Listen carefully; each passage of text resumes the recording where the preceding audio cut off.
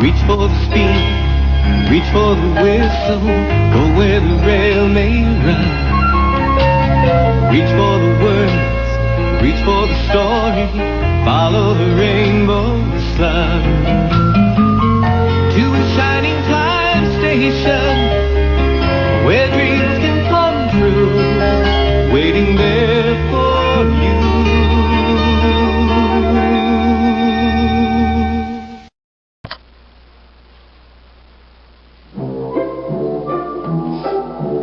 Toby is a steam tram. He looks very different from the other engines. He is square and his body is made of wood. Toby is not as strong as the other engines, but he always tries his hardest. One morning, Toby was delivering some freight cars of milk. He puffed across the island and up.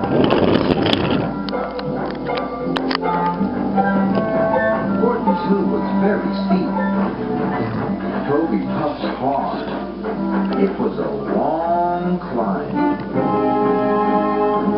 Just then, Gordon arrived at the bottom of the hill. But today, the express was heavy, and Gordon had to wait for Edward to help. Father, puffed Gordon. Soon, Edward puffed to the rescue.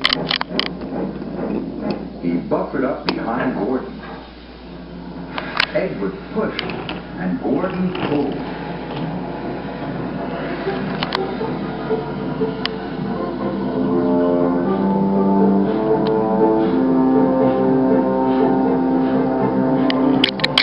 At last, the express train started to move.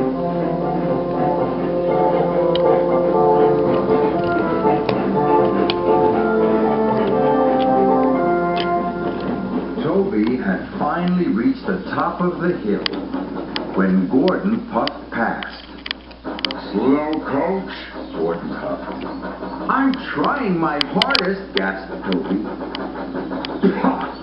Sniffed Gordon. You're not even a proper engine. This made Toby feel very sad. That night, Sir Topham Hatt came to see Toby. Edward is needed at the docks, Sir Topham Hatt said. You ought to work at Wellsworth Yard in his place.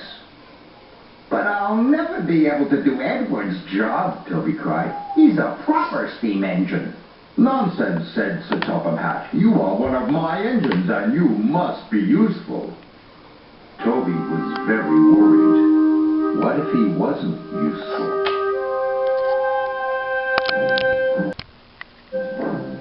The next morning, Toby puffed nervously out of his shed. I hope no one is pushing up Gordon's hill, puffed Toby. Toby wished he was a proper steam engine. Lots of freight cars looked very heavy.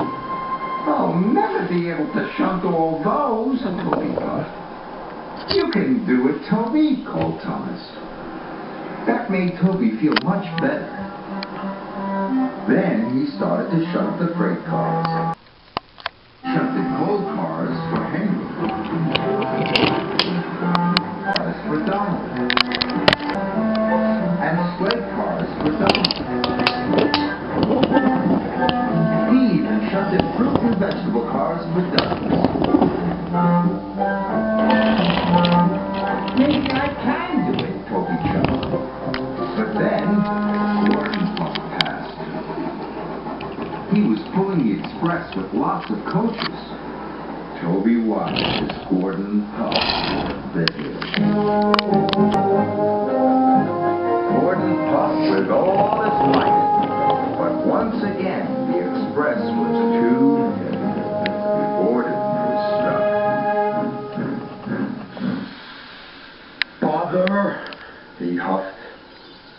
Gordon's driver called the yard manager. And the yard manager came to see Toby. You need to push Gordon to the top of the hill, the yard manager said. Yes, sir, groaned Toby. But Gordon looks much too heavy for me to push. Toby puffed nervously. Don't worry, Thomas called. You can do it, Toby. I'll do my best, he puffed. And he chuffed off to Gordon's hill. When Gordon heard that Toby was coming, he was very cross. Toby's only a steam tram, Gordon huffed. He will never be able to push me up the hill.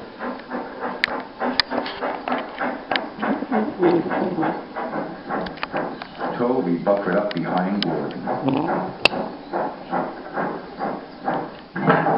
Then he pushed with all his might. Gordon didn't move.